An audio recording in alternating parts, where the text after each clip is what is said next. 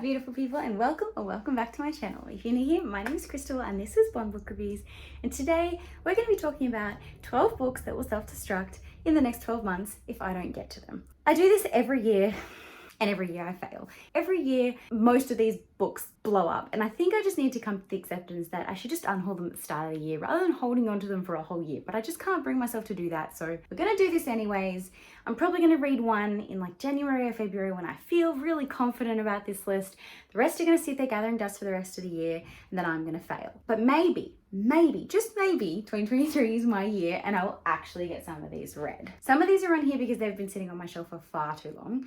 Some of these are on here because I have too many by this author and I actually haven't read anything from this author and it's about time I try. Some of them are on here because I've lost interest in that kind of book, and some are just because I needed to make up the list. So let's dive on in, 12 books, we'll see how we go. As always, give this video a big thumbs up, subscribe if you haven't already. I'd love to have you join this crazy fam.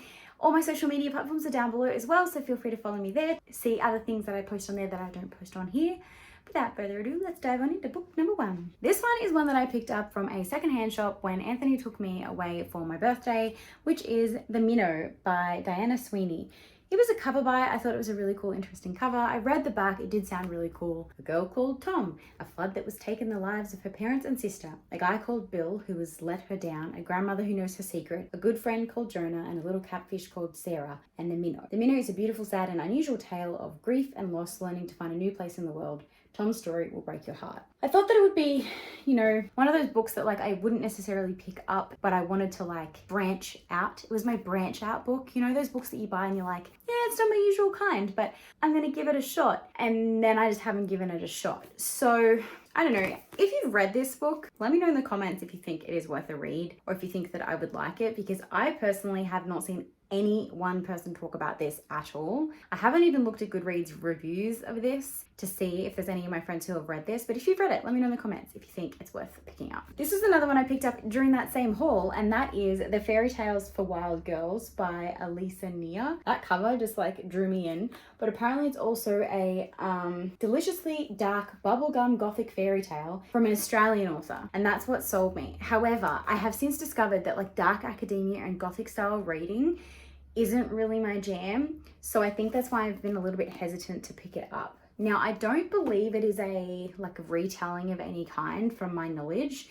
I think it's like a story of its own, but it gives me very much like dark Alice in Wonderland vibes. Am I the only one? I think it's just because she's got a bunny rabbit. But anyways, haven't got to it. It's on the list. Other Words for Smoke by Sarah Maria Griffin. I only bought this because it had pink straight edges and it was in the bargain bin for $2. Knew nothing about it. Have heard nothing about it since. Haven't even read the back. Have zero like draw to pick it up. I bought it because it was pretty. So it's going on this list, and if I don't read it, it's leaving this house. Michael Robotham, The Secret She Keeps. I unhauled all but this Michael Robotham off my shelf. I had been collecting his books. I had so many of his books, and I unhauled them all except for this one because it's been turned into a TV series. So I think it's a time for me to finally try a Michael Robotham. Otherwise, the final one can go and I'll just watch the series if I'm interested. I have this like stupid thing that I like need to read a book first. There's so many books on my shelf that I've only kept because it's been turned into a movie and I want to read the book first, but then I just never read it.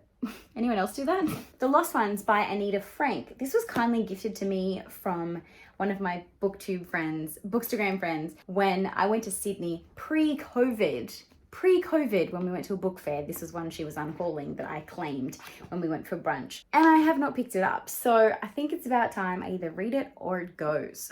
Same with Josephine's Garden. This is a December 2019 arc, I want to say. 2019 arc that I have not read. I'm a book collector. Burning Fields by Ali Sinclair. I got gifted this. I want to say Anthony gifted me this. He's usually the person that gifts me books a lot of the time. Because I saw that like a lot of people had really raved about Ali Sinclair as a historical fiction writer. So I wanted to give her a chance. And this is the one that I heard most people talk about. It's the world is struggling to regain a sense of balance after the devastation of World War II, and the sugarcane growing community in Peary River in northern Queensland is no exception. So I love the fact that it is an Australian-based story, because we really don't get a lot of Australian-based World War stories. So do love them when I pick them up. I just have been avoiding this one for some reason. So I'm hoping if I put this on this list, it'll kind of like encourage me. Mandy Margot, Savannah's Secret. This one I went on kind of like a bit of a kick, really enjoying like rural romances after reading Up on Horseshoe Hill, and this was one that I picked up. It's based in like Australian outback rural. I always find that they're really like quick, easy, enjoyable reads, but I really need to be in the mood for them. They're kind of like historical fictions. Every time I pick them up, I remember how much I enjoy them, but I don't find myself leaning towards them. The Lake of Dreams by Kim Edwards. This has been on too many TBRs and it needs to either be read or gone. I have two series that I own the entire series and have for many, many years. And I need to pick up book one and see whether or not I want to keep it, whether it's worth keeping. And that is Exile by Rebecca Lim and Luminary by Kristen McGee. So these two are being put on here purely because I own the entire series for both of them and have since probably 2018. So if I don't start them, then the whole series is being unhauled. And lastly, we have The Wildkins Curse by Kate Forsyth. Someone told me that I would really like Kate Forsyth as a writer and that her writing was very up my alley. So I collected a bunch of books secondhand that were hers.